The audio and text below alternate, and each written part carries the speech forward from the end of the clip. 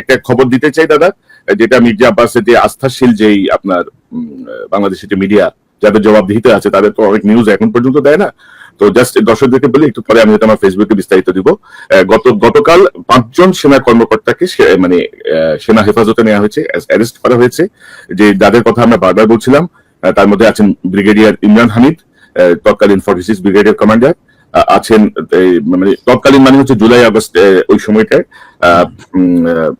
Colonel Abdullah Al মোমেন, তিনি অতিরিক্ত মহাপরিচালক র্যাব, এডিজি তৎকালীন র্যাবের।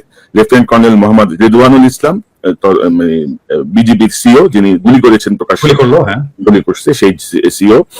Major Mohammad Noman Al Faruk, 23 east Bengal regiment, মোহাম্মদপুরে করছে। এই 5 তারিখেও সে গোলাগুলি করেছে।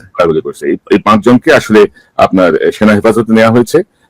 তবে সেনা হেফাজতে এই বেসামরিক হত্যাকাণ্ড বা এইসব ঘটনার বিচারের কোন বিধান আছে বলে আমি জানি না। বিনাকিদা নিয়ে বিস্তারিত কাজ করেছে। আমাদের হচ্ছে যে এরা যেন পালিয়ে যেতে না পারে, এটা যেন কোনোভাবে পালিয়ে যেতে না পারে। এটা পালিয়ে গেলে এটা ওয়াকারের দায়িত্ব, অনেকে এই বিষয়টা নিয়ে আশঙ্কা প্রকাশ করে মেসেজ দিয়েছেন যে আপনারা একটু কিছু জায়গায় একটু বলেন যেন এরা পালাতে না পারে, কারণ ইতিমধ্যে অনেকেই পালিয়ে গেছে, অনেকে পালিয়ে যেতে দেওয়া হয়েছে। জি না, আপনি ওই আপনার যেটা বললেন ওটার সাথে তো অবশ্যই আমাদের আজকের পুরো আলোচনায় এই বিষয়টা আমরা করি নাই। জুলাই এই হত্যাকাণ্ডের এই ঘটনায় যারা কিনা হত্যার শিকার হয়েছেন এবং আহত আছেন, তাদের জন্য আমার মনে হয় সরকার কিছুটা উদাসীনতা দেখাচ্ছে কিনা জানি না।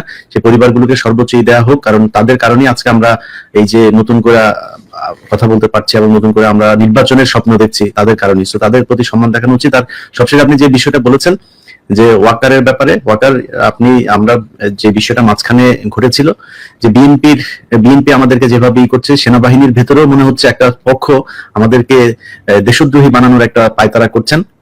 তো আপনাদের ভেতরেও আমাদেরও তো লোকজন আছে, আপনারা অনেকেই চেষ্টা করছেন যে আমরা আমাদের সোশ্যাল মিডিয়া এগুলোকে নিয়ন্ত্রণ করা কিংবা আমাদের ব্যাপারে অন্যদেরকে উস্কে দেওয়ার জন্য এজেন্ট ভাড়া করা, তাদেরকে নিয়মিত মাসিক ভাতা দেওয়া, কাদের দিচ্ছেন এরকম কয়েকজনের নামটাও আমরা জানি।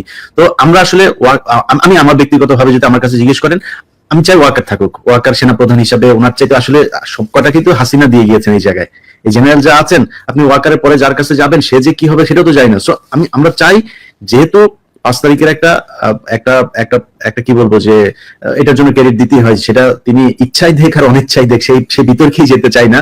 কিন্তু ওয়াকার যেহেতু 5 তারিখের এই ঘটনাটার সাথে পজিটিভলি ডিল করেছেন, আপনি থাকেন, কোনো সমস্যা নেই। কিন্তু এই যে আলোচনাগুলো হচ্ছে, এগুলো খুব ভালো আলোচনা না যে আপনি একজনকে ডেকে নিয়ে যায় তারপরে ক্যান্টনমেন্টে বলবেন যে এটা করতে, আপনি আপনার লোকজন বিভিন্ন জায়গায় এখনো পর্যন্ত ইন্টারফেয়ার করবে।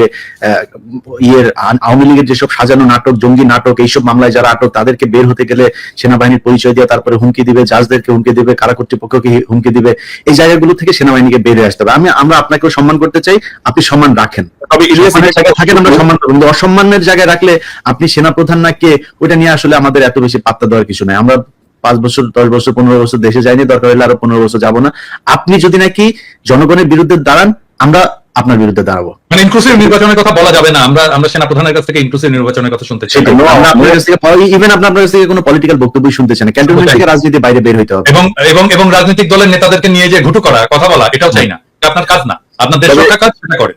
তবে দাদা এটা একটা পজিটিভ মুভ, এই 5 জনকে অ্যারেস্ট করে এটা একটা পজিটিভ মুভ আমি মনে করি। যে হ্যাঁ, ওইটাই ভাই, আমি এই জন্য কথাটা তুললাম যে এই জন্য সেনাপ্রধানকে ধন্যবাদ জানাই যে আপনি এটা করেছেন। আমার মনে হয় এই বিডিআর হত্যাকাণ্ড গঠিত যে কমিশন, তাদের একটা লিস্ট আছে কাকে কাকে জিজ্ঞাসাবাদ এবং করতে হবে, তাদেরকেও গ্রেপ্তার করবেন, এবং গুম কমিশনের যে তালিকা দেওয়া হয়েছে তাদেরকেও গ্রেপ্তার করার সুযোগ করে দিবেন। আন্তর্জাতিক অপরাধ ট্রাইব্যুনালের যে তালিকা আছে তাদের সবাইকে আপনারা সেনাবাহিনীর পক্ষ থেকে কোনো বাধাহীন ভাবে তাদের গ্রেপ্তার করার সুযোগ দিবেন, এবং এই ফৌজদারি কার্যবিধিতে যেভাবে বিচার হয় সেভাবে, সেনা আইনের বিচারে না। এবং আমি মনে করি, আমরা তো বারবারই বলছিলাম দাদা, মানে 20-25 জন কর্মকর্তাকে বাঁচাতে যে পুরো সেনাবাহিনীর যে ক্রেডিবিলিটি, সেনাবাহিনীর এই ভূমিকা, সেটিকে আসলে ক্ষতিগ্রস্ত করছেন। মানে কেন করছেন, কার পরামর্শে করছেন সেটি আমরা জানি না। আমার মনে হয় যে ইটস এ পজিটিভ মুভ, এবং তিনি আমাদের কথাগুলো পরে হলেও শুনবেন, বা সকল কিছু দেশের স্বার্থে, সেনাবাহিনীর সম্মানের স্বার্থে। তো দাদা, আমার মনে হয় যে আজকে আমরা আর লম্বা না করি, অনেক সময় হয়ে গেছে, প্রায় 1 ঘন্টা 22 মিনিট।